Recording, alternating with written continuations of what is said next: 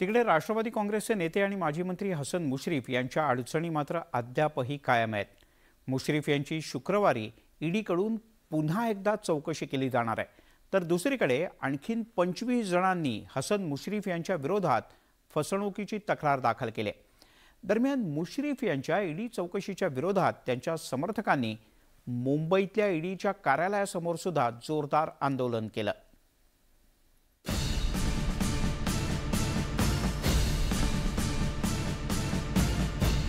हसन मुश्रीफ यांची आतापर्यंत दोनदा चौकशी झाल्यानंतर शुक्रवारी पुन्हा ईडीकडून त्यांची चौकशी होणार आहे। या पार्श्वभूमीवर गुरुवारी हसन मुश्रीफ सत्र न्यायालयात आलेले होते, मात्र त्यांनी प्रसार माध्यमांना कोणतीही प्रतिक्रिया दिलेली नाही।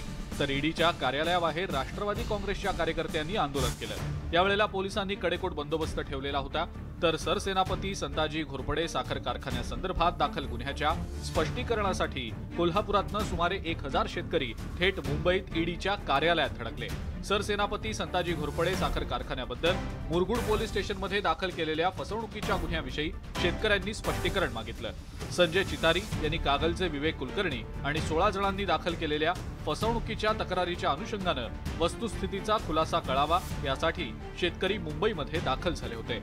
हसन मुश्रीफ आधीच अडचणीत आलेले असतानाच कोल्हापुरात आणखी 25 जणांनी त्यांच्या विरोधात फसवणुकीची तक्रार दाखल केली आहे। मुश्रीफ यांनी कारखाना उभारणीसाठी पैसे घेऊन फसवणूक केल्याची तक्रार शेतकऱ्यांनी केली आहे। आतापर्यंत एकूण 43 शेतकऱ्यांनी तक्रार केल्यामुळे मुश्रीफांना लवकरच दिलासा मिळण्याची शक्यता आता अंधुक झालेली आहे। हा तपास आर्थिक गुन्हे शाखेकडे वर्ग करण्यात आलेला आहे, त्यामुळे या तपासामध्ये काय निष्पन्न होतं याकडे सगळ्यांचंच लक्ष लागलंय। Bureau report, news 18 Lokmat.